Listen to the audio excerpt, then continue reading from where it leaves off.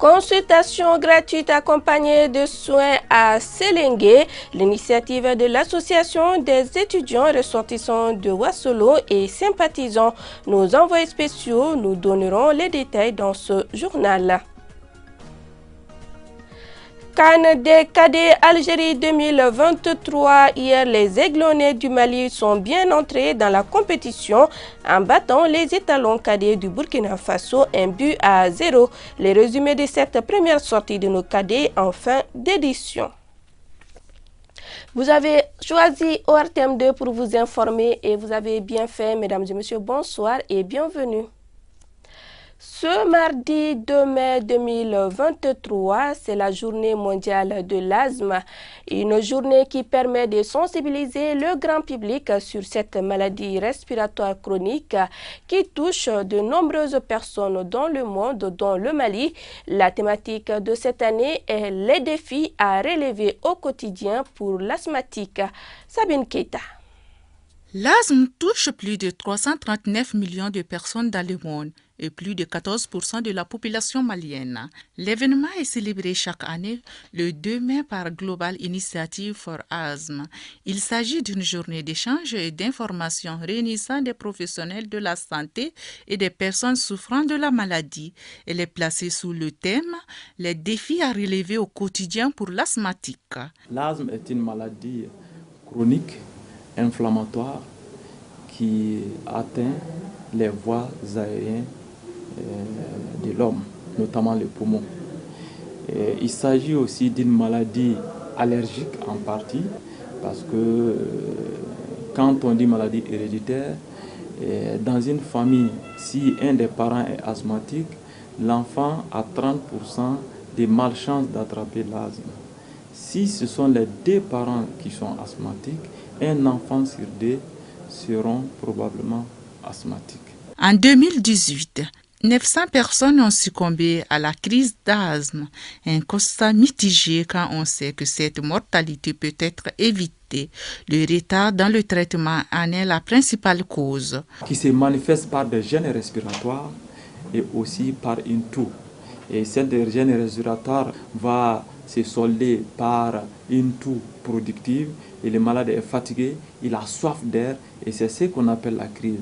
On ne parle pas de guérison, on parle plutôt de rémission et aussi maintenant avec l'arsenal thérapeutique qui existe, et on peut vraiment traiter l'asthme et le réduire à sa juste valeur et aussi que l'asthmatique d'aujourd'hui ne soit pas un handicapé respiratoire de demain. L'asthme est une pathologie pulmonaire qui constitue un problème de santé publique au Mali et aussi dans le domaine de la prise en charge thérapeutique, on note des avancées. On a vu aussi son impact sur l'économie, son impact sur l'absentéisme scolaire. Un enfant qui est asthmatique, qui passe toute la nuit à faire une crise, va s'absenter. Ça fait un manque à gagner. Et c'est la source du développement de demain d'un pays. Il y a eu des avancées compte tenu de la compréhension des mécanismes physiopathologiques et surtout des avancées sur le plan thérapeutique. Il y a vraiment eu des avancées thérapeutiques. Rappelons que l'asthme est une maladie héréditaire, mais pas contagieuse. Et le point Covid de ce 2 mai 2023, sur 89 tests réalisés, 0 cas positif, une personne est guérie, 0 décès et des personnes sont sous traitement. Autre actualité, le 3 mai est célébrée la journée internationale de la liberté de la presse. À l'instar du reste du monde, le Mali commémore cette date à travers de nombreuses activités d'information, de sensibilisation et surtout de communication avec les hommes de médias, les autorités. Le thème de cette année au Mali est façonner un avenir de droit, la liberté d'expression comme moteur de tous les autres droits de l'homme. Aminata Amadoula. Façonner un avenir des droits, la liberté d'expression comme moteur de tous les autres droits de l'homme. C'est le thème choisi pour célébrer les 30 ans de la commémoration de la Journée internationale de la liberté de la presse. Reconnu solennellement par l'Assemblée générale des Nations unies en 1993, suivant la recommandation adoptée lors de la 26e session de la Conférence générale de l'UNESCO en 1991, le 3 mai a été désigné Journée mondiale de la liberté de la presse. Le choix de cette date a été aussi une réponse à l'appel de journalistes africains qui, en 1991, ont proclamé la déclaration de Windhoek sur le pluralisme et l'indépendance des médias. Le Mali a toujours célébré cette journée. En plus, il est régulièrement classifié par Reporters sans frontières. En 2022, il occupait la 111e place sur 180 pays contre la 99e place en 2021. Ce qui signifie que notre pays a d'énormes efforts à faire. Rappelons que le 3 mai est l'occasion de célébrer non seulement la journée de la liberté de la presse, mais aussi de célébrer les principes fondamentaux de la liberté de la presse, d'évaluer cette liberté de la presse à travers le monde, de défendre l'indépendance des médias et enfin de rendre hommage aux journalistes qui ont perdu leur vie dans l'exercice de leur profession. En prélude à la journée de la liberté mondiale de la presse, notre rédaction s'est intéressée à la lecture que font les citoyens et les acteurs du secteur de la communication sur la liberté de la presse au Mali. Et c'est avec Cheikh Oumar Kamara et Issa Konaté. Le monde médiatique malien, à l'instar de ceux des autres pays, célèbre ce mercredi 3 mai 2023 la 31e édition de la Journée mondiale de la presse. Ce que beaucoup ignorent, c'est que quand on parle de liberté d'expression, de liberté de façon générale, il y a toujours des devoirs et des responsabilités. Et justement, les hommes de médias, dont j'en suis un, ne veulent pas du tout qu'on parle de leurs devoirs et des responsabilités. Alors que si on parle des citoyens tous les jours, dans les radios, sur les télévisions, dans les journaux, mais il faut que ces gens-là aussi parlent de nous. Il faut qu'ils réagissent par rapport à ce que nous disons. Et quand ils réagissent, ils portent plainte contre nous, on parle de violation de la liberté d'expression, de la liberté de la presse. C'est le droit aussi là. Si le commun des mortels est d'accord que la liberté d'expression existe bel et bien au Mali, avec plus de 50 chaînes de télé privées et plus de 300 radios et journaux privés entre autres, le fonctionnement des médias maliens fait réagir les citoyens.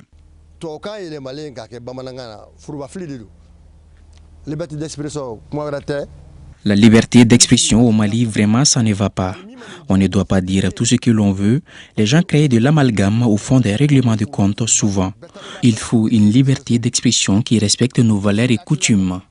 Il doit y avoir des lois pour organiser tout ça, pour la cohésion sociale dans notre pays, pour l'éducation de nos enfants et même pour accompagner nos autorités.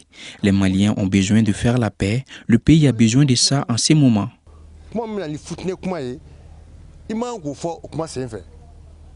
Comment faire pour bien cadrer la presse malienne dans une période de multiples crises que traverse notre pays, pour mieux donner de l'information à la population et permettre à celle-ci aussi de s'exprimer librement? On peut toujours crier, c'est normal. On peut toujours parler, c'est normal. Mais en réalité, les gens s'expriment véritablement. Et je pense que de plus en plus, on est libre. De plus en plus, on est libre par rapport justement au contexte, par rapport à la situation. Mais n'oubliez pas que, par exemple, dans les conditions du Mali, il y a quand même une situation extraordinaire.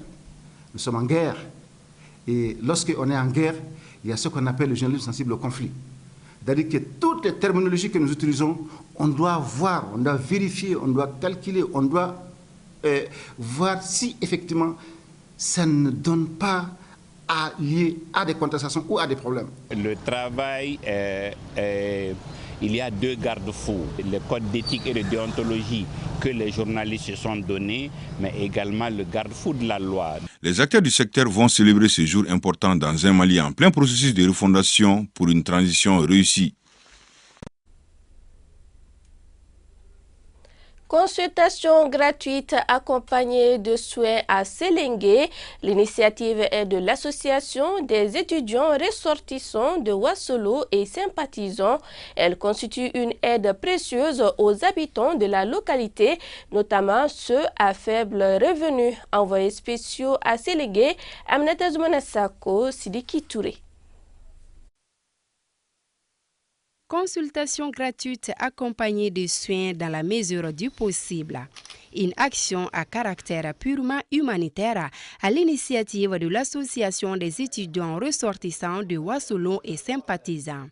Nous sommes à Selingué, dans la commune rurale de Baya, où la population peu nantie est massivement sortie pour bénéficier du geste.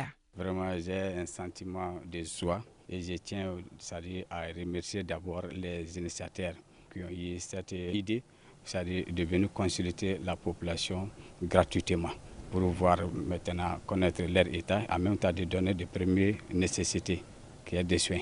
D'après les gens qui m'ont consulté, les jeunes étudiants, vraiment tout va très bien, je ne souffre de rien. Je lance un appel à la population des deux communes concernées, plus particulièrement Baya et Sankarani, de venir se faire consulter pendant une semaine du 1er au 7 mai par les étudiants qui sont en médecine, qui sont qualifiés, puis profiter pour avoir les dons de médicaments. Cette opération intervient dans le cadre de la semaine de l'étudiant à Selingué, en 20e édition. Elle prend en compte plusieurs pathologies touchant de nos jours une frange importante de la population. Les opérations sont portées sur beaucoup de pathologies, notamment le paludisme, la schistosomose, et également pour cette année nous avons introduit la détection du diabète et également de l'hypertension également pour les personnes âgées. L'opération elle se passe plutôt bien. Depuis que nous sommes venus, il y a beaucoup de patients à la file d'attente, mais nous essayons de faire notre mieux pour que chaque personne puisse avoir les soins adéquats. Cette journée médicale revêt une importance capitale car servant de contribution de taille à la santé publique. Contribution accueillie à bras ouverts par la population de la commune rurale de Baya qui n'en demande pas mieux. Régi par le décret 94-200, les véhicules de l'État engins à 2 ou 4 roues sont attribués à certains hauts fonctionnaires ou présidents d'institutions ou encore à des services centraux dans l'accomplissement du service public. Ils sont acquis soit par achat, soit sur fonds publics, soit sur don ou legs.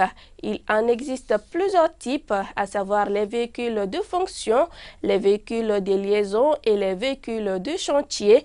Il est cependant malheureux de constater que ces véhicules sont souvent utilisés à des fins personnelles outre que ceux du service. Lala Diahara Touré nous en parle dans ce dossier. Un véhicule de l'État ou véhicule public est un engin à 2 ou 4 roues acquis sur fonds publics, sur dons ou sur legs. Il est attribué soit à des personnalités politiques ou judiciaires ou à des services publics de l'État. C'est le décret 94-200 qui régit les matériels roulants de l'État. Selon ce même décret, il en existe 3 types, à savoir: il y a les véhicules de fonction, il y a les véhicules de liaison et les véhicules de chantier. Le véhicule de fonction est donc un engin motorisé mis à la disposition du travailleur afin d'être utilisé pour tout besoin de déplacement pour le service et au-delà. Les voitures de fonction peuvent être attribuées aux personnalités suivantes: le président de la République, le président des institutions, n'est-ce pas, les grands chanceliers des ordres nationaux, les ambassadeurs, les consuls généraux, les secrétaires généraux des départements ministériels, les chefs de cabinet ministériels et les chefs de circonscription administrative. Quant au véhicule de liaison, il est généralement tout-terrain servant aux reconnaissances, aux liaisons ou au transport des personnels ou des matériels. Il est attribué aux services ci-après. Maintenant, les véhicules de liaison sont les véhicules qui sont affectés aux services centraux, également aux secrétariats généraux, au cabinet ministériel, et aux services centraux, et également les services régionaux, les services rattachés. Et voilà. Les véhicules de liaison sont affectés aux liaisons ordinaires, aux tournées, et dans certaines mesures à la résidence des membres du gouvernement. Et enfin, nous avons les véhicules de chantier, qui eux sont destinés à acheminer les matériaux de construction ou accomplir d'autres tâches sur les chantiers de l'État.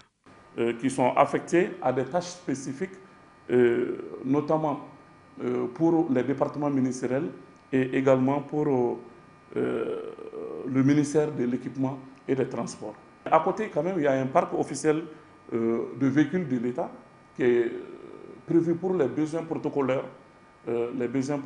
ainsi que les besoins de mission, les besoins de tournée des services de l'État. On peut dissocier les voitures de l'État des voitures ordinaires à travers l'immatriculation qui se fait en blanc sur fond bleu réflectorisé, soit en noir sur fond vert, soit en noir sur fond blanc avec une cocarde.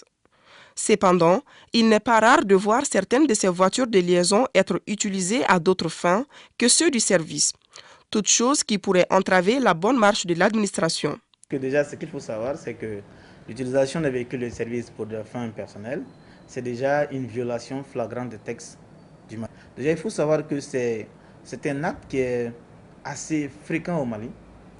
Des titulaires de voitures de service qui les utilisent pour aller au champ, pour donner aux enfants, pour les cortèges. On les voit partout. Moi, je pense qu'on peut et on doit sévir à cela. Parce qu'aujourd'hui, on passe tous du Mali Koura. Le Mali Koura ne peut pas être le Mali Koura s'il n'y a pas de Mali Koura, parce que je vous assure, le manguier va toujours produire des mangues. En fait, ici, le décret, il est vraiment calé. Le décret dit, en dehors des heures normales de service, le véhicule de liaison, si on doit l'utiliser, il faut qu'il soit muni d'un ordre de mission. Alors, l'article 9 de ce décret prévoit des interdictions. Par exemple, les véhicules de liaison ne doivent pas circuler en dehors des aires normales de service, sauf si ces véhicules sont munis d'un ordre de mission dûment signé par l'autorité qui devrait signer. En cas de dommages causés à ces véhicules par un fonctionnaire n'étant pas dans le cadre du travail, le décret prévoit: s'il n'est pas en fonction, c'est une faute personnelle, ça veut dire qu'on peut engager des poursuites pénales contre lui. On peut également engager, il peut être condamné à payer des dommages et intérêts. C'est la responsabilité de l'État qui peut être engagée et en action récursoire, l'État va se retourner contre l'agent fautif. Quelles que soient les circonstances, l'État paye. Donc, il serait toujours souhaitable que l'État empêche les agents d'utiliser les véhicules en dehors des services. Les biens publics servent donc les citoyens d'une manière ou d'une autre. Leur gestion efficiente permettrait d'assurer la pérennité du service public sur l'ensemble du territoire. Sport football CAN des cadets Algérie 2023. Hier, les aiglonnés du Mali sont bien entrés dans la compétition en battant les étalons cadets du Burkina Faso 1-0. Ce succès réconforte le moral de la troupe avant la deuxième sortie prévue ce jeudi face au Cameroun. Le résumé de Mali-Burkina Faso avec Siragatou Sissé. Les aiglonnés du Mali ont confirmé d'entrer leur statut de favori dans cette CAN des cadets Algérie 2023. Face aux étalons cadets du Burkina Faso, les garçons de Soumaïla Koulibaly gagnent par le strict minimum 1-0 grâce à Mamadou Doumbia à la 25e minute. Le contrôle orienté et derrière le plat du pied. Super! Les Burkinabés ont beau assiéger le camp des aiglonnés, le gardien Bourama Koné reste imperturbable. La preuve, il est désigné homme du match par la commission technique de la CAF. Le Mali a 2 jours de récupération avant de se mesurer au Cameroun, le tenant du titre, ce jeudi à 16h. Ce match est comme une finale pour l'une et l'autre formation. Les Lionceaux du Cameroun disputeront leur premier match dans ce groupe C. Le Soudan du Sud est disqualifié par la CAF pour des cas de fraude sur l'âge des joueurs. 5 Sud-Soudanais ont échoué au test IRM officiel de la CAF. C'est tout pour cette édition. Grand merci à vous de nous avoir suivis. Très bonne suite de nos programmes.